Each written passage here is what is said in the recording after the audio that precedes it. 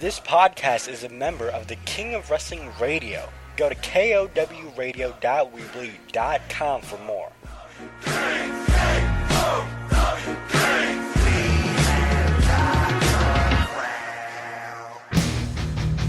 That's the one thing about our audience. They always want a new guy to break through the glass ceiling. All you have to do is just be real. Allow me to reintroduce myself.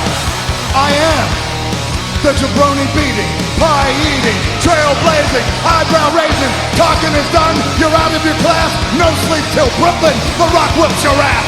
Woo! I wish you and King would quit talking.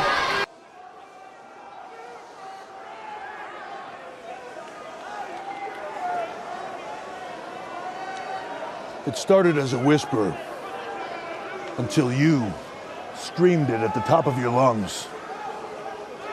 We gained momentum. You made us unstoppable.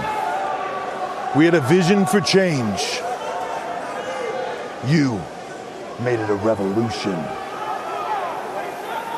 We told you we are the future until you told us the future is now.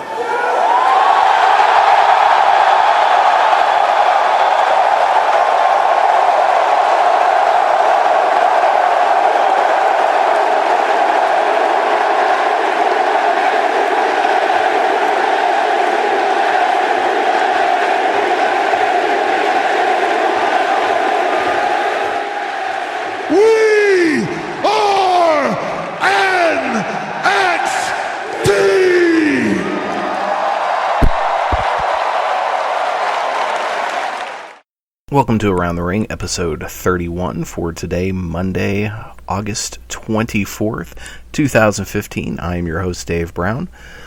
All I gotta say is, holy shit, what a weekend of wrestling we just had. You gotta give credit where credit is due. WWE fucks shit up all the time. All the time.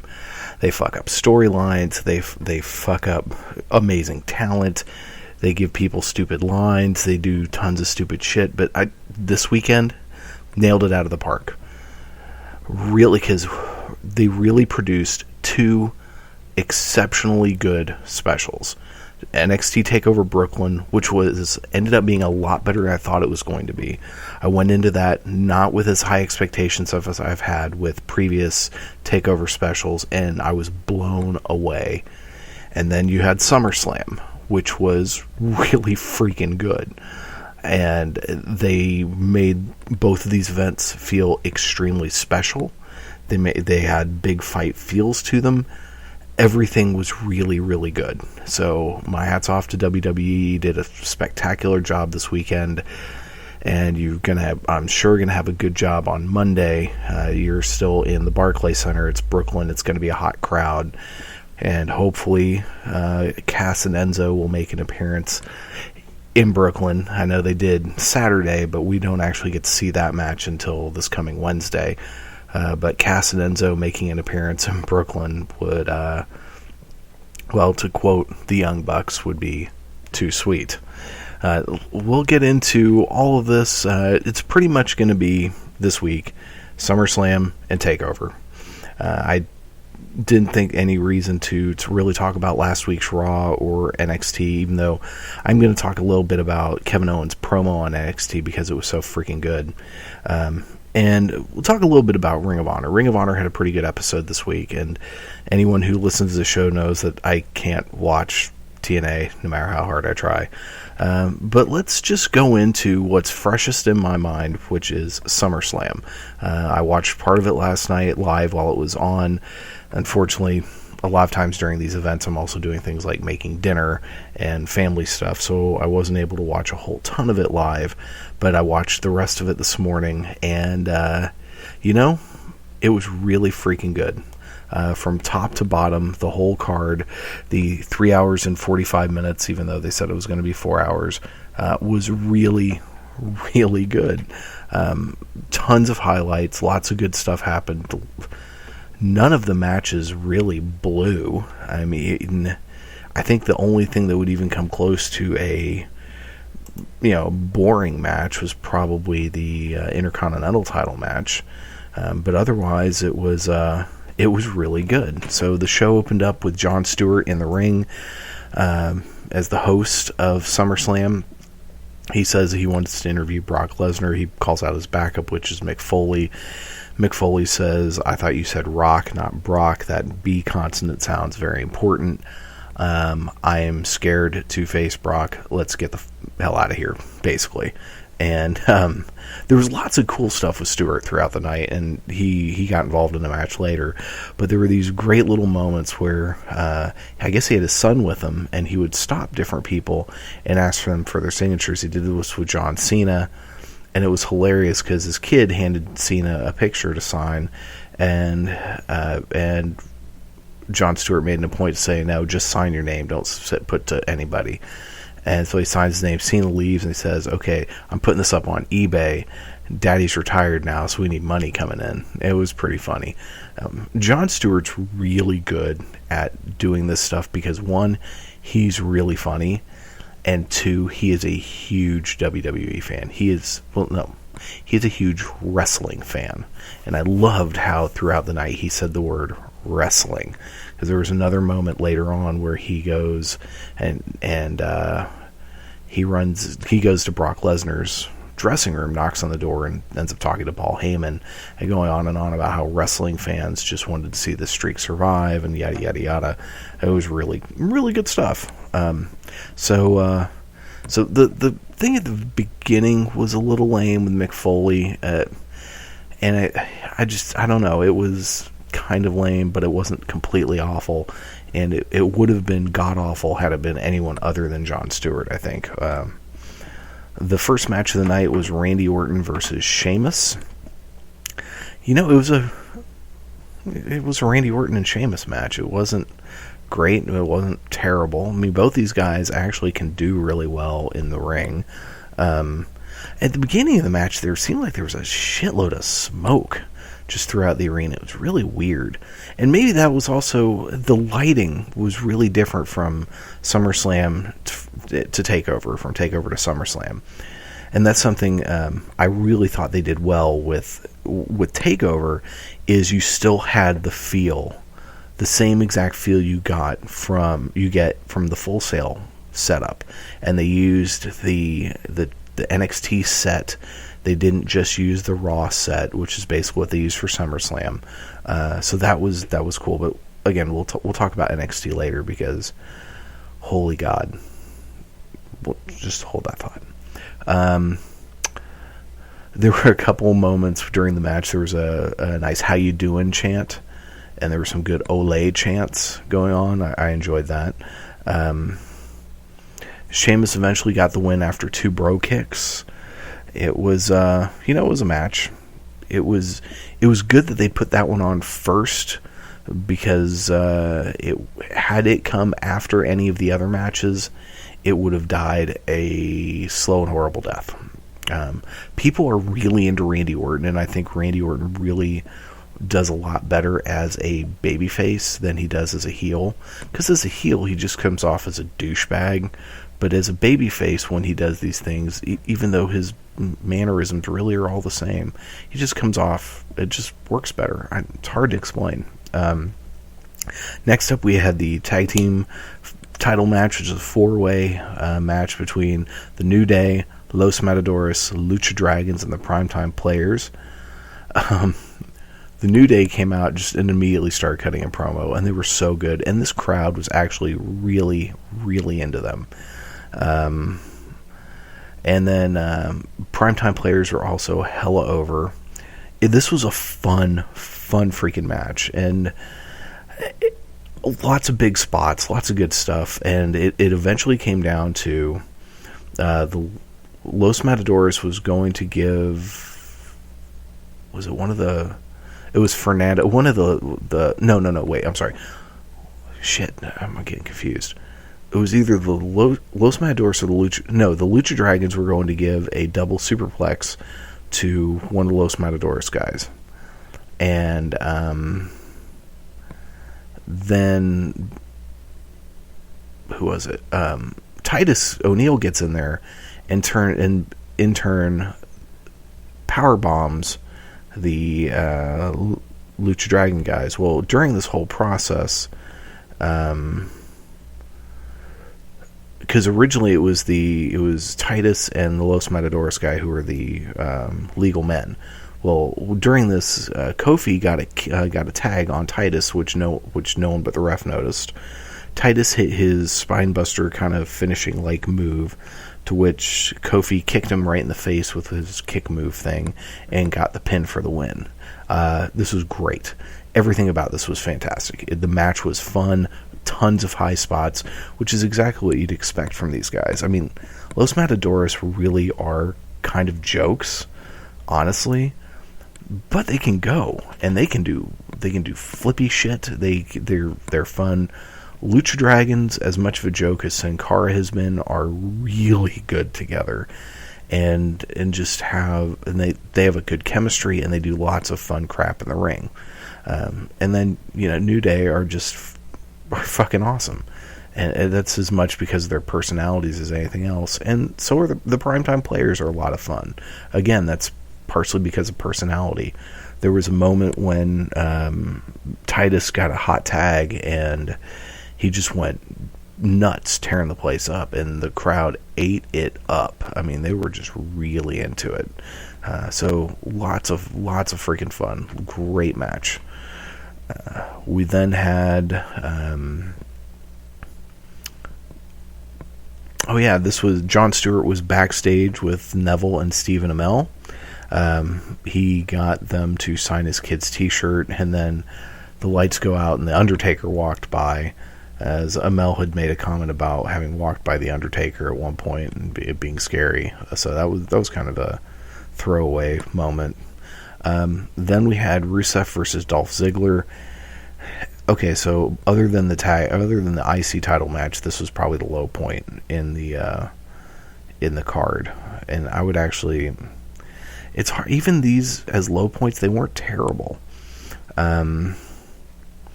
Lana came out finally dressed differently. She was in a very hair metal-y 80s outfit. Went perfectly with Dolph. For a large part of this match, the crowd was dead. And the crowd was pretty much dead until at one point Lana slapped Summer Rae. There was a double count out at the end of the match and ended up with a brawl, all four of them going at it. This is obviously going to lead into a mixed tag match at either Night of Champions or some other pay-per-view. Boring. I mean, that is probably the worst feud right now in WWE. So, yawn. Up next, we had Neville and Stephen Amell versus King Barrett and Stardust. I'm really looking forward to this, mostly because I'm a huge Stephen Amell fan. I'm a huge fan of the show Arrow, and I'm looking forward to seeing what Stephen Amell does in Teenage Mutant Ninja Turtles 2, even though I haven't seen the first one, which I still need to do. Not because I want to, just because I want to know what the hell's going on when I see the second one for Stephen Amell as Casey Jones. There was a nice little vignette, very cool with the comic book-like artwork in it. Really well done. And this was a good match. Stephen Amell was interesting. It's funny. He doesn't quite look as buff as he normally does on the show Arrow. But the poor dude, even though he is ripped and cut, he's standing next to a dude like, one like Neville, who is shorter, but is just in unbelievable shape. Or even Barrett, who is, cut to the gills. Poor guy just looks small, even though he's not. He's the same height as Stardust. This was actually a really fun match, and Amell did a really good job. And at one point toward the end, Neville was going to jump out of the ring onto both Stardust and Barrett, and Neville said no, and he climbed up, or not Neville, Amell said no, he climbed up to the top rope and did a dive off the top rope onto these two. It was freaking great. It's like, holy shit, Stephen Amell. And for anyone who's a fan of Arrow, and I said this last week, this should not be surprising. This man is in incredible shape. He does parkour. He's an athlete like crazy. In another life, he could have easily been a professional wrestler and been a hell of a good one. I would have believed it, but probably would have needed to bulk up a little bit. But and not as in just get bigger or buffer, is just, that's hard to explain. But he did a great job. Neville then hit the red arrow for the win. Fun match. It wasn't too long, which was good. We then had a shot of the Tough Enough finalists at ringside, and the crowd just didn't give two shits. They were just like, well, whatever. There were some vignettes about the WWE in New York City and all the crap they did. We then have the IC title triple threat match. Big Show versus The Miz versus Ryback. And, let's see. Sorry, if my talking speed is a little off today, it seems like I'm talking fast and then talking slower and then talking fast. I have to take my daughter to an eye doctor appointment this afternoon, so I'm constantly watching the time, and there's a bunch I wanted to talk about. Plus, pretty excited about this weekend shows, unlike a lot of weeks where I'm sitting here and going like, oh my god, this was torture sitting through this shit. This week I'm like, holy fuck, these were fun. So yeah, if I sound like I'm neurotic and I've lost my mind 1 minute and then like I'm a sloth the next, that is why. But oh yeah, triple threat match for the Intercontinental title. Big Show versus The Miz versus Ryback. Big Show got hit with some please retire chants. Love those.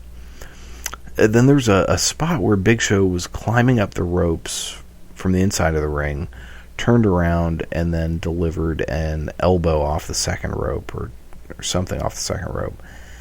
And the poor guy just looked like he could barely do it. He was shaking. It was awful. I mean, I felt kind of bad for him. And these bigger dudes that as they age, it's really hard in their bodies. As Kevin Nash has been known to say, how many 60-year-old 7-foot tall guys do you see walking around? Not a lot. And Big Show's getting up there, so he's got to be really careful. Plus, aside from being Sasquatchy and tall, the dude is heavy. He's like, 400 pounds, 300 some odd pounds. He's fucking huge. And it's just, his body's just at some point going to go, screw you, I'm done. There was a pretty good exchange where Ryback hit the shell shock on Big Show. And then Miz hit the ring and hit skull-crushing finale on Ryback and went for the pin on Ryback, and then Ryback kicked out, went for a pin on Big Show. He kicked out, and that kind of went on for multiple attempts. That was pretty cool. Let's see what else happened in that match. It ended where what was it? Big Show hit his super knockout punch thing on the Miz, and then Ryback knocked Big Show out of the ring and got the pin. Not a terrible match, not a great match. I don't know what they're doing with the Intercontinental title, and especially what's going to happen now with the U.S. title going forward, which we'll get to in a minute. But I just don't know what's going on with it. I hope this is the end of this feud, because Big Show and The Miz being anywhere near any titles are horribly boring, and Ryback needs just a chance to wrestle some better opponents. I mean, honestly, I think Kevin Owens going after Ryback in the IC title would be a good thing, and maybe he could win the title at Night of Champions, and then Cesaro could go after him, and they could continue their feud. That would be cool. Then we had the spot where Jon Stewart goes to Brock Lesnar's dressing room. It was really good, like I mentioned before. We then have Bray Wyatt and Luke Harper against Roman Reigns and Dean Ambrose. And this was the night that so many rumors going around about Ambrose turning heel. Well, didn't happen. Wyatt got a big pop. Huge pop for Ambrose. Fun match. I mean, here's the deal. These four guys work so damn well together. I mean, they know each other really well, going back to the old Shield, Wyatt family feuds. These guys are fantastic together. And I want this feud to keep going. I don't want Ambrose to turn heel. Nothing. Just keep this going because it's fucking great. At one point, it was so funny. Reigns had taken a lot of punishment, was outside of the ring. Ambrose was also taking a lot of punishment, and I guess Reigns was trying to slowly drag himself over to the corner, and he was laying on the ground outside of the ring, and the crowd starts chanting, "Roman's sleeping." Freaking awesome. Loved this crowd. Roman's sleeping. That cracked me up. And there were a bunch of chants throughout the night that I couldn't quite make out, but Roman's sleeping.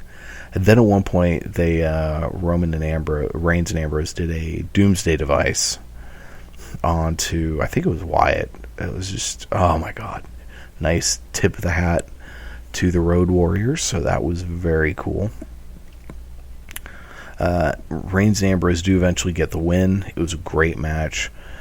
What was funny, right at the end, Ambrose hit Dirty Deeds onto, I want to say, Wyatt, and the crowd just goes berserk, wanting him to get the pin and the win. And so he tags in Roman Reigns, which then gets a bunch of boos. Roman Reigns hits a spear, gets the win. Great freaking match. It's obviously not the end of it. We then come to a match that was so much freaking better than it had any right to be. John Cena versus Seth Rollins, title for title. It was,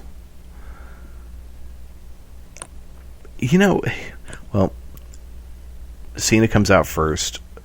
Wonderfully loud chorus of John Cena sucks, sing along. Rollins comes out to a big pop. Just big pop.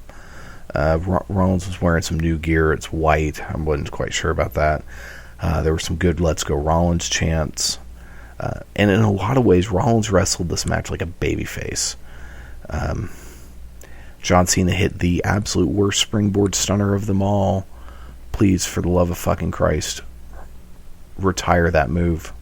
You can't hit it. You suck at it. Give it up. Just stop. It's embarrassing. You're a 15-time world champion. You've been on top of the heap of WWE for a decade, mostly because you're pretty and you sell a lot of merchandise. But anyway, besides the point, it's bad enough that you can't throw a punch for crap. That springboard stunner is horrible. Please just stop. Just stop. Give it up. Stop.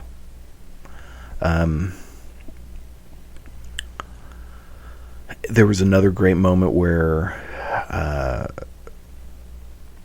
Rollins hit a superplex and then into a Falcon Driver or Falcon Arrow, whatever that fucking move is called. The move that Bobby Fish uses.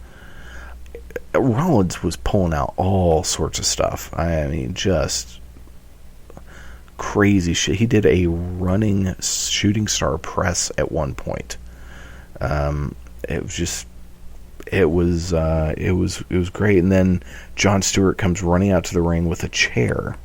It looks like he's about to hit Rollins with it, because he and Rollins have had this bad back and forth. He ends up hitting, he nails Cena in the gut with it, because at one point the ref gets knocked out. Rollins hit a pedigree on Cena and got the win. I was freaking shocked. I thought for sure that there was going to be a fuck finish in this. And this was kind of a fuck finish, but a fuck finish in that the title actually, the U.S. title changed hands. So this really begs the question, what happens with the United States title? I mean, Rollins celebrated, walked out of the ring with both belts. Is he going to carry them around? Are they going to really steal the Jay Lethal story from Ring of Honor? Are we going to have a champion who's an undisputed champion carrying 2 titles, defending both titles? I kind of think that would be great. And like Jay Lethal once said, he would love to have a match against Seth Rollins. It will never, ever, ever happen. But can you imagine the hype if we ever could get somehow these two companies to work it out? The Ring of Honor television champion and world champion Jay Lethal versus the WWE United States champion and world champion Seth Rollins in a match. Can you imagine how good that fucking match would be? Oh my Christ, man.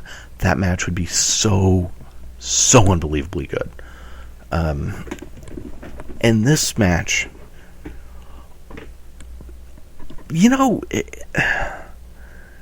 I'm almost going to say this was almost the match of the night. This really was. This is John Cena and Seth Rollins really gave us quite possibly the match of the night. I mean, it was that good. I mean, it was really good. And so afterwards they went over to the pre-show panel, and you can hear in the background there are "Thank you, Stuart" chants. One thing, this crowd was really into Seth Rollins.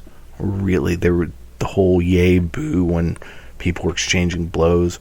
Clearly, when Cena would hit blows, there would be boos, and when Rollins would hit blows, there'd be yays. Great. There were a lot of John Cena fans in there. There was a lot of "Let's go Cena, Cena sucks," but there was also a lot of "Let's go Rollins" chants. And when he won, huge pop.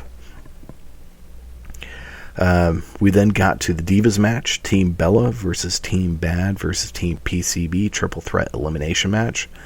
It was a great pop for Paige, Charlotte, and Becky Lynch. There were some moments when during the match when Team Bad were doing a bunch of hot tags. Sasha would tag in and immediately tag like Naomi in, and vice versa, and when that just kept going on, and whenever Sasha would tag in, the crowd would cheer like crazy, and then as soon as she tagged out, they would boo. It was just so funny. There were some "We Want Sasha" chants through all of that. Brie got the first pin on Tamina, so eliminating Team Bad. It went on, and then eventually Becky Lynch got a pin on Brie after that Zuplex throw thing that she does for the win. So Team PCB wins. I had a feeling, I thought Team Bad was going to win. I really thought Sasha was going to get the win, but having Becky get the win was fantastic. This was a fun match, some really cool spots. Paige did a dive off the top rope at one point onto all the Divas. Overall, it was a lot of fun. Not anywhere near as good as the Sasha Banks Bayley match from TakeOver, but still good. And there's a real distinct difference in the way that these ladies are booked on the main roster versus on NXT. And I'm not sure how much of it's Kevin Dunn, how much of it's Triple H or what, but the way they are booked in NXT, those matches are so much better. And you see things where you see people like Paige have a shitty match, and you're like, what? On Raw or SmackDown, you're like, I know this girl is better than this because we've seen her be better. Well, I don't think it's really her fault. Then we have, what the fuck was next? Alright, so, sorry, I'm looking at my notes, which I didn't take. One thing I did, and I did this in TakeOver as well, especially toward the end of the show, I really spent more time watching these shows and enjoying them as a fan than I did taking notes, because I wrote down any chance that cracked me up, any big spots in some matches, and who won. But otherwise, I just wanted to sit back and enjoy it because it was really fucking good. And apologies for me using some bad words today. I'm just feeling bad wordy. Just the way it's going to be. It's been a heck of a this last week and weekend where way up there on the stress-o-meter, other than watching wrestling. So yeah, I'm a little feisty. Some bad words are going to be flying. Just a little bit of randomness I had to share with you there. All right, so we're coming toward the end of the show. We got 2 matches left. The next one was Cesaro versus Kevin Owens. Really a nice pop for Cesaro. Big pop for Kevin Owens. Great fucking match. Great match. At one point, there's some Olay chants. And Kevin just looks at the crowd and says, "Oh, yeah? Yeah." There were some Olay chants the night before, too. We'll get to that when we talk about NXT TakeOver. Okay, so what is there to say about this match other than it was really fucking good? It's Kevin Owens and Cesaro, for Pete's sake. 2 of the best guys in professional wrestling right now. 2 of my personal favorites. I mean, really, if I'm going to start talking about who are my favorite guys right now in wrestling, I mean, and not including people who are injured, so I'm not counting, say, Sami Zayn or Daniel Bryan, but Cesaro, Kevin Owens are probably my 2 favorite wrestlers right now. Bayley, Sasha Banks, all of the 4 horsewomen, they're going to be up there. Finn Balor's up there. Seth Rollins is really, I'm, at least Sunday, I enjoyed the hell out of him. The Wyatts, but yeah, it's Cesaro and Kevin Owens. Do I really need to say anything else? Kevin Owens got the win, which he desperately needed. He's been on a losing streak on pay-per-views after his first win at Elimination Chamber, so he needed this win. I'm hoping this really won't derail Cesaro's push and momentum, because Cesaro needs it and deserves it. He's just freaking incredible. Hopefully this won't be the end of this feud. I'd love to see these guys go at it some more, because they're both great. And let's hope that they keep them up in that main event tier. I mean, right now they're kind of the upper mid-card, but they've been in a lot of main events on Raw and SmackDown, and I want to see that continue. These guys need to be stepping into those spots that have been held by Randy Orton and Sheamus and Big Show and Kane. These guys need to be up there with Seth Rollins and Roman Reigns and John Cena. That's where they deserve to be, because they're that good. They're better than a lot of those other dudes. But this was a great back and forth match, really freaking good. Crowd was super into it. Tons of Cesaro section signs. Huge pop when Kevin Owens won. It was freaking great. And then we had the main event, Brock Lesnar versus The Undertaker. When Brock came out, normally he does that thing where he does his arms down and pyro goes off. Well, that didn't go off as he was walking out. The pyro did go off when he was on the ring apron. So this match, I mentioned earlier that the Cena-Rollins match was better than it had any right to be. I have to echo that with this Brock Lesnar-Undertaker match. This match was a hell of a lot better than it had any right to be. This match was fun. There was drama. There was blood. There was action. It was great. It was a lot of fun, and it was actually a relatively believable match. And it did kind of have a fuck finish. So Taker won by submission, but prior to that, Lesnar had Taker in the Cabora lock, and ref was down there counting Lesnar's shoulders, and then Lesnar kind of got his shoulders up. Well, during this whole exchange, Taker's taps out, but the ref can't see it. And the person with the bell rings the bell. The timekeeper rings the bell. And the ref looks up like, what the fuck? And he goes over and starts screaming at the timekeeper, what are you doing? I didn't call for the bell. And in this confusion, Lesnar had released Taker. And Heyman had jumped in the ring and said, hey, he tapped out, raises Lesnar's hand. Taker hits Lesnar with another low blow, and then gets him into last rites. And Lesnar can't get out of it, and just at the very end, he flips off Undertaker and then passes out. And Taker gets the win. Really good match. Heyman then got on the mic, screamed, no, no, no, no, no. Lesnar won via tap out.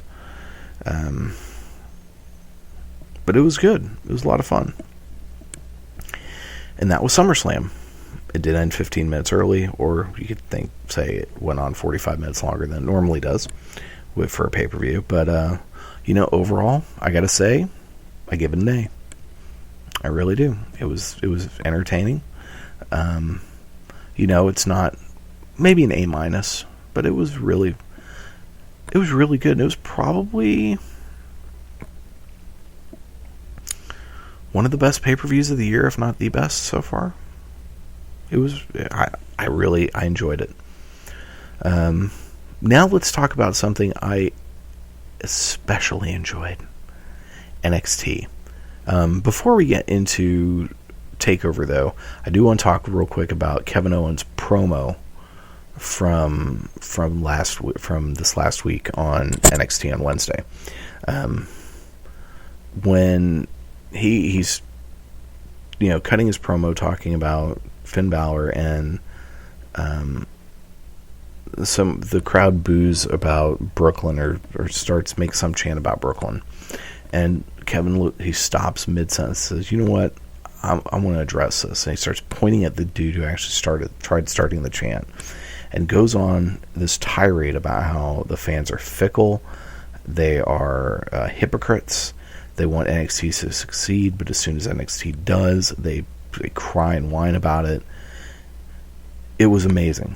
Kevin Owens has this way of tapping into the crowd that no one right now has.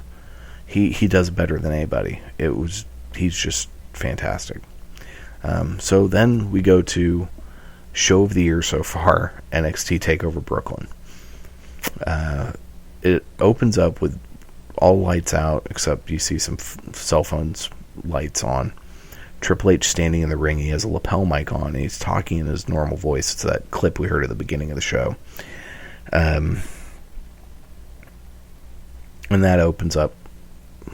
And the crowd's going nuts. The Barclays Center is packed, but it looks like an NXT show, like I mentioned earlier. It's the only thing different about the ring. They had the black mat, which they normally have on NXT shows, but they kept the white ropes instead of the yellow ropes. I kind of wish they'd had the yellow ropes, but I'm not that picky.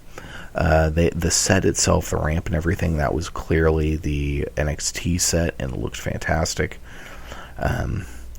So we open the night with Tyler Breeze versus Jushin Thunder Liger. So when the show started, there was this music about New York, and these models came out dressed as different kind of New York sights, and I was like, God, this is stupid. And then I realized when Tyler Breeze music hit and he walked out, I was like, oh, this is just part of Breeze's introductions. And it's funny, and I hadn't quite put this together until I saw some stuff online, but for months now, Tyler Breeze's seasonal residence has been Cairo, Egypt. Something they do with him is he always has a different seasonal resident somewhere in some exotic place. And when he came out, his ring attire was very Egyptian in nature. Very just nice little cool little moment thing. I think that was quite nice. Oh God, sorry, excuse me. I'm tired. Did not get enough sleep last night. But then again, I don't ever get enough sleep. Jushin Thunder Liger came out to a huge pop, and the music sounded like some kind of old 90s video game music. I almost wonder if it was his old music from WCW.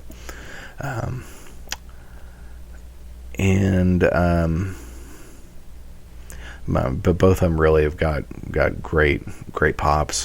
One thing I noticed in this is there were a ton of Kevin Owens shirts in the crowd.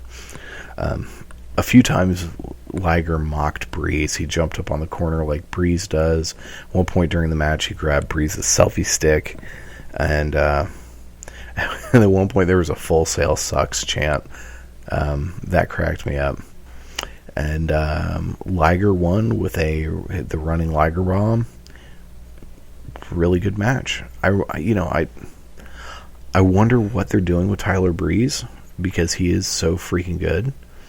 But I'm sure he had no problems jobbing to Jushin Thunder Liger. This guy's been in wrestling for nearly as long as I've been alive. He debuted 30 years ago. He debuted in 1984. So this guy's been around forever. Really good match. Great way to start the show.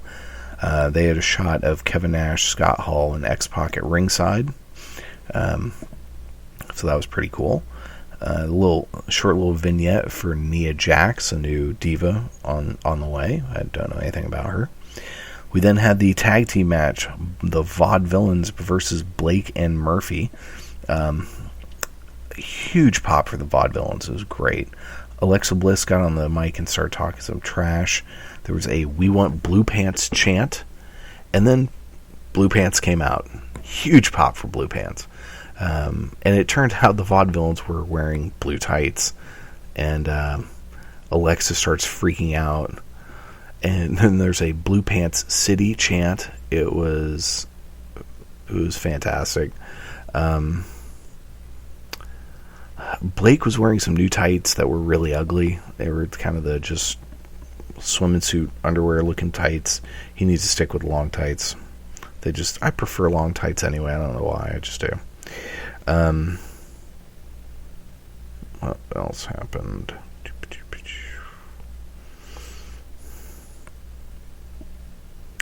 The one thing... This was a really good match. Blake and Murphy, this was probably their best looking match yet. These guys have turned into a really good tag team. At one point they go for a double suplex on English, but Gotch turned it into a power bomb, and then English hit a flying senton off the top rope. There was a near fall. It was a fantastic spot. Alexa tried to get involved in the match. She and Blue Pants have a brawl, and all the chaos of Vaudevillains hit their Whirly Dervish move for the win. And you know what? This match, I said this twice about matches during SummerSlam. This match was a lot better than I thought it was going to be.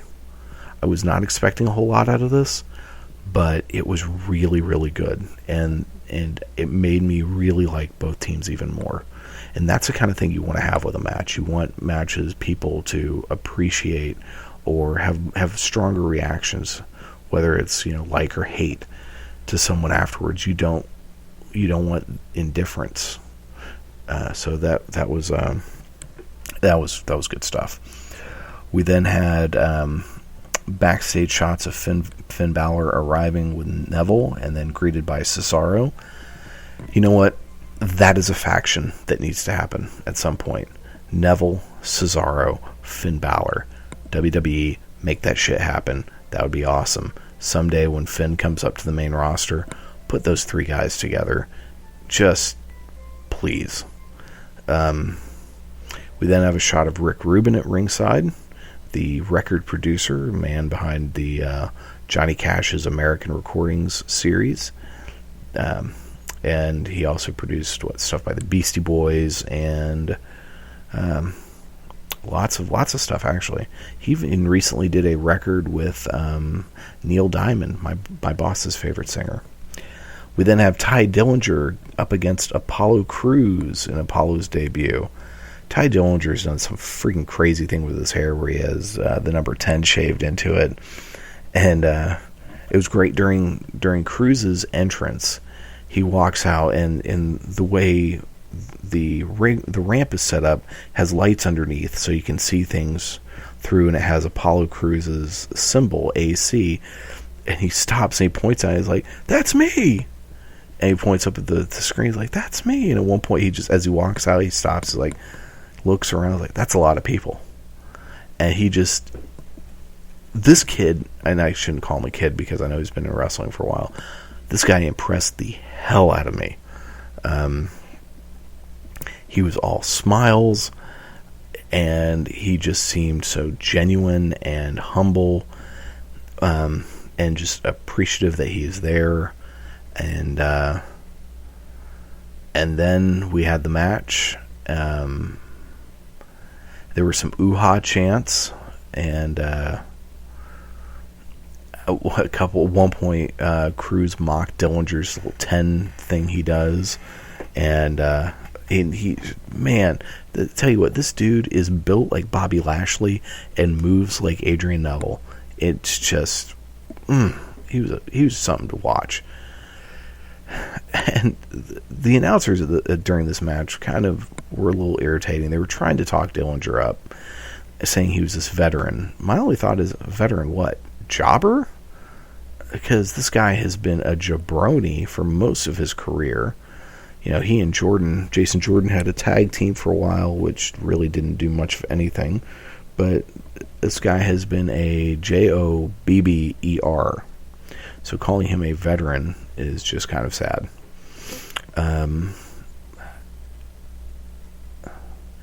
This match just was... Cruz got the win with a standing moonsault. I know he does a lot. He'll do a standing moonsault and then do a standing shooting star press, but he just did the moonsault. And it was a great match. Lots of fun. Dillinger was a really good opponent for Apollo Crews, because Dillinger's actually pretty good. I mean, he just gets booked for shit, but he's not awful. Apollo Crews is going to be huge. This guy has future WWE World Heavyweight Champion written all over him. He's got the look and everything they wanted out of Bobby Lashley, plus a butt ton of charisma, and he flies like a lightweight or a light heavyweight. It's just a cruiserweight. That's the word I'm looking for. Jesus Christ, he flies around like a cruiserweight. This guy's going to be huge. I just can see it now. I cannot wait to see what happens with him next. We then get William Regal doing a backstage promo thing, talking about the Dusty Rhodes Tag Team Classic that they're going to set up, and it's going to go over a few months and then culminate in the next TakeOver event. There were some idiots in the crowd trying to do a what chant that was just awful. I think at some point on SummerSlam someone did a what chant, which was actually kind of good. Because the person... I've already forgotten. Anyway, we then had a shot of the Tough Enough finalists at ringside, and they got hit with boos. It was pretty funny. We then had a Baron Corbin Samoa Joe vignette. It was mostly a Corbin vignette. They're doing a really good job of portraying this guy as just an absolute dick. And throughout, he's like, he says he has no respect for these people who think they've done so much because they've traveled around the world. Well, he's had all this success, and he's like, all I had to do to get here was make a phone call. And then it goes to Samoa Joe and says, and Joe says, all I had to see the difference, Baron, you called them, they called me. And it was just great. It was so good. Really good vignette. Really building up Corbin as just a huge asshole. We then had the Samoa Joe Baron Corbin match. And my thoughts going into this match is Corbin really need to be impressive. There were some good Joe is going to kill you chants. And you know what? This was a good match. Corbin did a really good job. It's time they start giving him better opponents on a weekly basis. Him hitting, beating jabronis in 30 seconds just isn't going to cut it anymore, because we now see this guy can actually wrestle. He did lose. Samoa Joe won with the coquina clutch, i.e. a sleeper hold with legs wrapped around you. But it was a really good match. I enjoyed it. let's see. We then had another shot ringside of Kana, who is a Japanese female wrestler. I don't know anything about her. Then Ric Flair and Sergeant Slaughter. And then it panned over to a different area on ringside where we had Team Bad hanging out. We had Tamina and Naomi. And then Stephanie McMahon comes into the ring, in-ring promo. And she announces that there were over 15,000 people in attendance and talks about the Divas Revolution and how it started in NXT. And then she announces the first main event of the evening, Bayley versus Sasha Banks. And there's a vignette, which goes into a vignette for that. Makes reference to the 4 horsewomen of NXT. And it was interesting because they talk about how, Bayley got hurt. The other 3 got called up to Raw, and she didn't. And there's a picture of the 4 of them that's a pretty well-known picture, and they digitally removed Bayley from it. It was pretty little stark little moment, and then it was a great vignette. Bayley comes out to a huge pop, and then Sasha Banks comes out. Bayley, when she comes out, she's wearing a headband and some wristbands that are in Dusty Rhodes polka dots. The crowd just loves Bayley. And Sasha comes out for a mega huge pop. And she comes out, an Escalade pulls up. She gets out with these 4 huge black dudes who are her security, who escort her to the ring. Just crazy. And then we had the match, and this was, I stopped taking notes, and I was in awe of this match. This is quite possibly match of the year.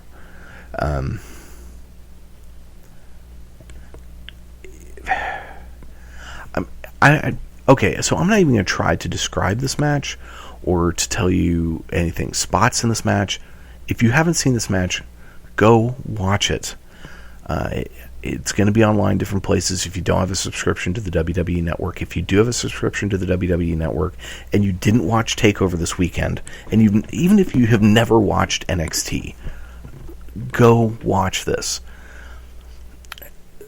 This match was incredible, and it ended amazing. And there was an article I read yesterday about how this match was basically perfection, and how when you explain being a wrestling fan to people, and you have to tell them that, they're a good 90% of the time it sucks, it's crap, but when it's good and when it's right, it is unreal. This match was unreal. At the end of it brought me to tears. I was so... When Bayley won, my hand and a half were pumping fists in the air. I bounced in my chair. I was brought to tears. I literally started crying. I had that much of an emotional reaction to this match, to the story that they told. And then Charlotte and Becky Lynch hit the ring. And then Sasha gets in the ring, and she and Bayley embrace and hug. And the 4 of them stand in the ring holding up each other's arms. And they do the 4 horsemen sign. And I'm practically tearing up right now just thinking about it. That match was everything wrestling is supposed to be. Since I've really gotten back into wrestling the last 3 years, or last few years, this match is one of the 3 biggest, emotional reactions I've had to a match.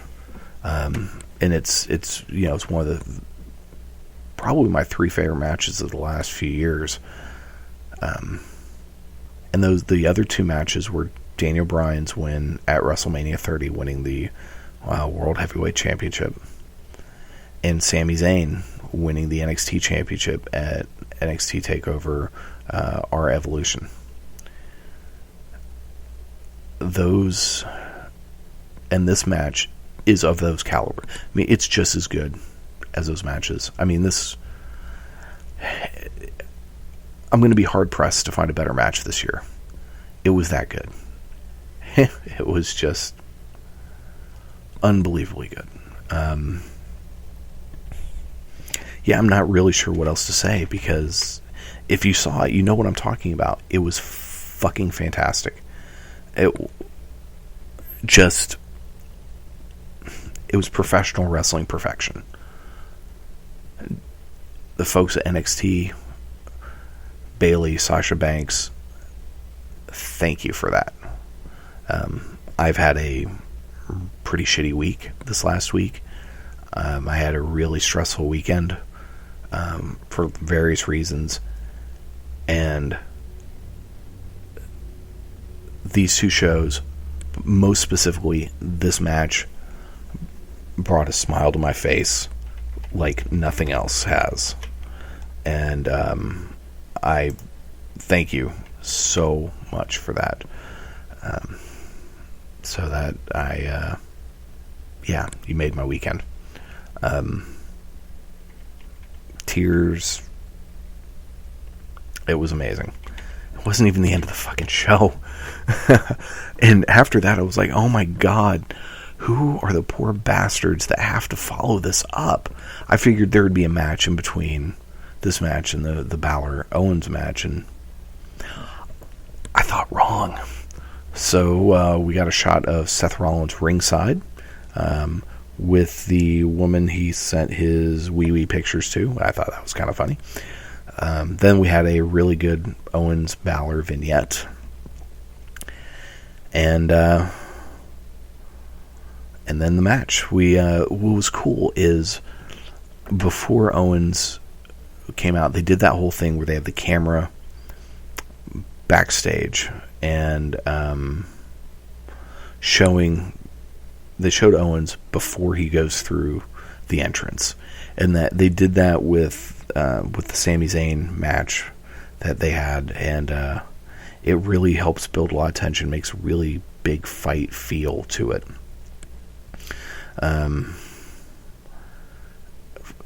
Great pop for Owens, huge pop for Balor. Just what an entrance that man makes. Finn Balor is just... I hope WWE knows how lucky they are for the caliber of talent they have on their roster right now. And I really hope they don't fuck it up.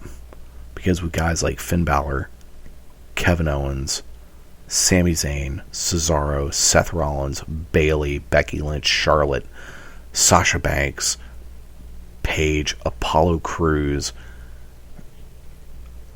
you have talent right now that I think is better than almost any generation that's come before.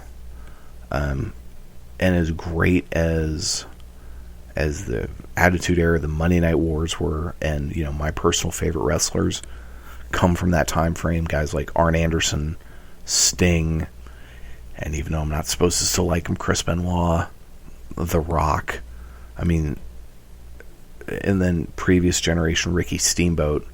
Those are my favorite all-time wrestlers. And I'd say, honest to God, I'd say this crew right here, just as good, if not better. We then had a phenomenal ladder match. What was interesting about this ladder match is only 2 ladders got involved. And a lot of times in these matches, you have 4, 5, 6 ladders they keep bringing in and out. So it was almost a controlled match, but oh my God, it was incredible. And then at one moment, there was an Olay chant, with which Kevin Owens just looks at the crowd and says, oh yeah, and does Sami Zayn's arm thing that he does when he gets on the ring, but then motions like he hurt his shoulder, which was just great. But then Byron Saxton fucked it up and saying, oh, he's mocking the champion, he's mocking Finn Balor. No, Byron, I actually really like you, and I like you on commentary. He was mocking Sami Zayn. this match, there were just so many big spots. Ended up with a coup de grace off nearly the top of the ladder, and then Balor gets up there, wins the title, keeps the belt. Great freaking match. I went into this takeover not expecting a lot. I mean, my expectations were not as high as they were for some previous takeovers. I thought the previous takeover was good, but not quite as good as some of the other ones. And our Evolution was just so good. And to some extent, since Sami Zayn got hurt, since TakeOver Rival, the show hasn't been consistently as good. There's been a lot more scrubs, a lot more just jobber matches, but that's fine. If it means we get shows like this one, I'm okay with that. Please, dear Jesus, just keep it up, because this was the event of the year. The only thing that this was missing, the only downside, there was no Colin Cassidy and Enzo Amore, which I know they were there that night. I know it was filmed, and we'll see it this coming Wednesday, but that's the only thing I was missing. Apollo Crews was fantastic. The Vaudevillains were fantastic. Bayley was unbelievable. Brought tears to my eyes. Literally. Tears to my eyes. That fucking good. Then there was a video on WWE's YouTube page that shows Kevin Owens being helped out of the ring after the match, and he was actually, it looked like he was crying, and he stopped at ringside and hugged what turned out to be his kid. He did that in fact before the match. Very, very emotional, and it was great. In a way, it was too bad they didn't show that at the end of the show, because it really brings, humanizes Kevin Owens, who I think is a phenomenal talent, a great character. The show was fantastic. I'm A++. Honest to God, as far if we're going to talk like events of the year, like pay-per-view level events of the year, so far this one has my vote. Event of the year. Done. It was that good. That freaking good. So yeah, let's see, how long have I been jabbering at you guys? Ooh, we've been going an hour, man. So real quick, let's talk about Ring of Honor, and then we'll get to our song of the week, and then we'll get the hell out of here, because I gotta go take a shower. Not that any of you need to know that. So we had Silas Young versus Dalton Castle. Castle is super over, and his boys that come out to the ring have these fans, and they kept, at various points in the match, they kept fanning either Dalton or Silas Young. It was hilarious, and the crowd would chant "fan up" like they do. They chant "man up" for the Briscoes, especially Mark Briscoe. Castle won after a bit of a distraction from the boys. It was a really good match. Young got on the mic and challenged Castle to another match, saying that he doesn't like what Young does with these boys, and that if he wins, he gets the boys, and he's going to teach them how to be real men. Not homoerotic or anything.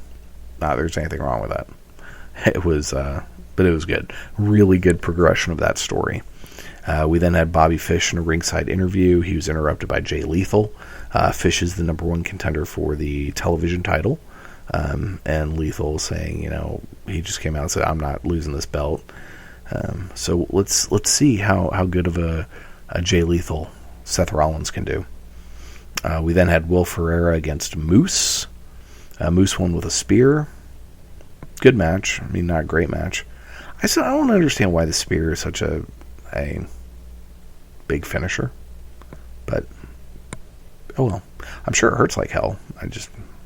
Maybe if I got hit with it, I would, change my opinion. We then had Adam Cole with a backstage promo on the Kingdom, talking about how he can't believe, basically talked about the Kingdom and this upcoming tag team match he has with Kyle O'Reilly against the Addiction for the World Tag Team titles. Adam Cole is freaking amazing. If WWE had any sense in the world, they would sign his ass up right now. We then had the main event, which was Roppongi Vice against the Young Bucks. The Young Bucks are hella over. It was a good match. Young Bucks got the win. Afterwards, the Addiction and Chris Sabin hit the ring and pretty much destroyed the Bucks. All in all, good episode of Ring of Honor. Ring of Honor episodes, I don't think I've ever seen one that was bad. It's consistently good wrestling program each and every week. They have fantastic wrestlers on their roster. They do good stories that are easy to follow. It's coherent. What else could you ask for? And, alright, so Song of the Week this week, before we get out of here. Song of the Week this week is brand new. It actually just came out, literally today. The video was posted on Northcote's Facebook page and on his YouTube channel. It's from artist Northcote, who is Matt Gort? Crap, I can't remember his last name. He has a new album coming out next month called Hope is Made of Steel. The song is called Bitter End. We'll play a bit of that here in a second. But that's going to do it for this week on Around the Ring, episode number 31. Appreciate everyone taking time out of their day to listen. Hope everyone has a great week. You can catch us each and every week on a host of different spots. You can hear us on the on-demand section of the Kings of Wrestling Radio. That's kowradio.weebly.com. You can check us out on Spreaker, Stitcher, and TuneIn Radio.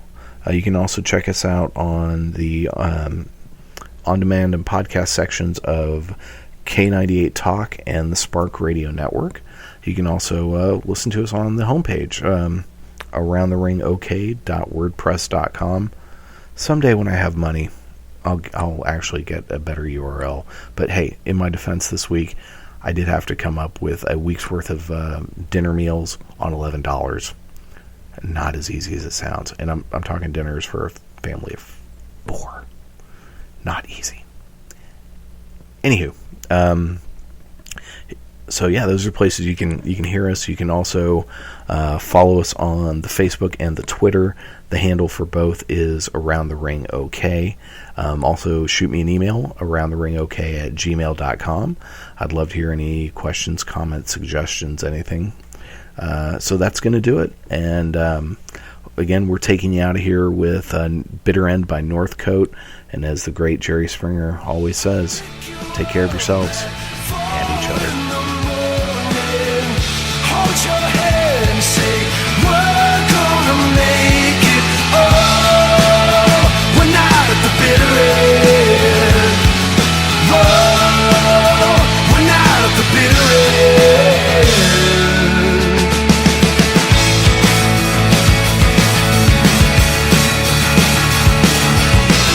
The more we move, the more we have to fight. To keep our hearts, to keep our minds. Through tangled wires and broken lines. I'm alone in a hotel bed, feeling. You've been listening to Around the Ring on the Spark Radio Network. All you have to do is change your point of view. And believe. Austin 316 says I just whipped your ass. Bam! Woo! This sucks more than anything that I've ever sucked before. What? It's for charity.